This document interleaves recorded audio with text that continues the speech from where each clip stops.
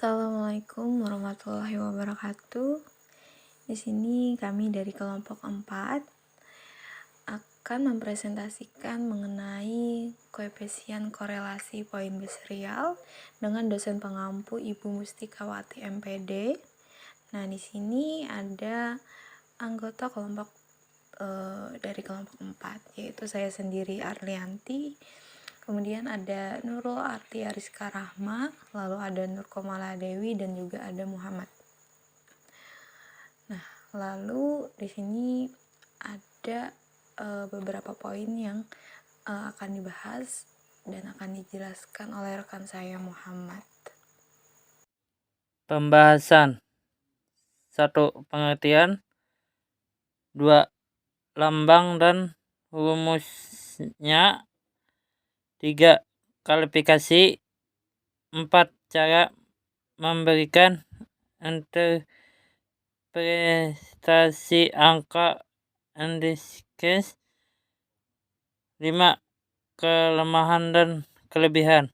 Nah, itu tadi beberapa poin-poin pembahasan yang akan kita bahas. Nah, untuk poin yang pertama itu mengenai pengertian teknik korelasi poin serial. Nah, di sini teknik korelasi poin serial adalah salah satu teknik analisis korelasional bivariat. Persyaratan data dalam teknik ini adalah variabel 1 yang merupakan variabel diskrit atau data nominal atau data dikotomi. Dan variabel 2 merupakan variabel kontinu atau data interval. Nah, teknik korelasi ini juga dapat digunakan untuk mengetahui validitas soal, yaitu skor tiap butir soal dikorelasikan dengan skor total. Nah, angka indeks korelasi poin serial ini dilambangkan dengan RVBE. Lalu yang selanjutnya akan dijelaskan oleh rekan saya. Baik, materi selanjutnya yaitu ada klasifikasi dari koefisien korelasi poin biserial. Beberapa klasifikasinya antara lain yang pertama ada penelitian hubungan, yang kedua ada penelitian prediktif, dan yang ketiga ada korelasi multivariat. Baik, di sini saya akan melanjutkan materi selanjutnya tentang lambang dan rumus koefisien korelasi poin biserial. Pada angka indeks korelasi menunjukkan keeratan hubungan antara variabel yang satu dengan variabel yang lain. Pada korelasi ini dilambangkan dengan RPBI menurut Fitriani tahun 2011. Rumusnya RPBI sama dengan MP dikurang MT dibagi ST dikali P per Q. RPBI sama dengan angka indeks korelasi poin biserial. MP itu mean, nilai rata-rata hitung, skor yang dicapai oleh peserta tes yang menjawab betul yang sedang dicari korelasinya dengan tes secara keseluruhan.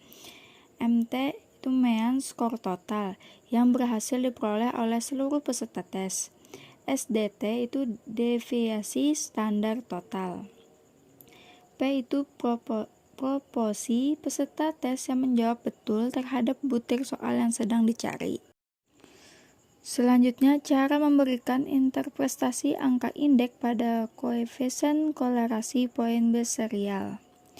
Untuk memberikan interpretasi terhadap R per BI, kita pergunakan tabel nilai R, produk momen, dengan terlebih dahulu mencari dV-nya. dV sama dengan N besar dikurang NR. Jika R per BI yang diperoleh dalam perhitungan sama dengan atau besar daripada R per tabel, maka kita dapat mengambil kesimpulan bahwa kedua variabel yang sedang kita cari, korelasinya ternyata secara signifikan memang berkorelasi. Jika R per BI kurang R tabel, berhenti tidak ada korelasi yang signifikan. Selanjutnya ada kelemahan dan kelebihan koefisien korelasi poin biserial. Menurut penelitian korelasional, terdapat beberapa kelemahan-kelemahan yang dapat dilihat sebagai berikut menurut Fitriani tahun 2011. Yang pertama, hasilnya cuma mengidentifikasi apa sesuai dengan yang diteliti saja, atau hanya mengungkap hubungan, tidak meski menunjukkan saling hubungan yang bersifat kausal. Yang kedua, jika dibandingkan dengan penelitian eksperimental, penelitian ini kurang ketat karena kurang melakukan kontrol terhadap variabel-variabel bebas. Yang ketiga, pola saling hubung sering tak menentu dan kabur. Yang keempat, sering merangsang penggunaannya semacam shotgun approach, yaitu memasukkan berbagai data tanpa pilihan-pilihan dan menggunakan setiap interpretasi yang berguna atau bermakna. Yang kelima, memakan waktu yang cukup lama. Yang keenam yaitu variabel asing dapat mengganggu informasi. Dan yang ketujuh, hasil dapat dipengaruhi secara negatif oleh kualitas pekerjaan. Sedangkan dari kelemahan tersebut juga terdapat kelebihan-kelebihan dalam koefisien kolerasi poin biserial ini, yaitu yang pertama, kemampuannya untuk menyelidiki hubungan antara beberapa variabel secara bersama-sama. Yang kedua, mampu memberikan informasi tentang derajat hubungan antara variabel-variabel yang diteliti. Yang ketiga, peneliti dapat menentukan arah dan kekuatan dari setiap hubungan. Yang keempat, hasil studi penelitian mudah untuk diklasifikasikan. Dan yang terakhir yaitu hasil dari penelitian lebih aplikatif. Baiklah, itu tadi hasil dari presentasi kelompok kami. Jadi dapat disimpulkan bahwasanya teknik korelasi poin biserial itu merupakan salah satu teknik analisis korelasional bivariat. Persyaratan data dalam teknik ini yaitu variabel 1 merupakan variabel discrete atau data nominal atau data dikotomi, dan juga variabel 2 yang merupakan variabel kontinu atau data interval. Teknik korelasi ini juga dapat digunakan untuk mengetahui validitas soal, yaitu skor tiap butir soal dikorelasikan dengan skor total. Kemudian nilai korelasi poin biserial ini selalu lebih rendah dibandingkan dengan nilai korelasi biserial.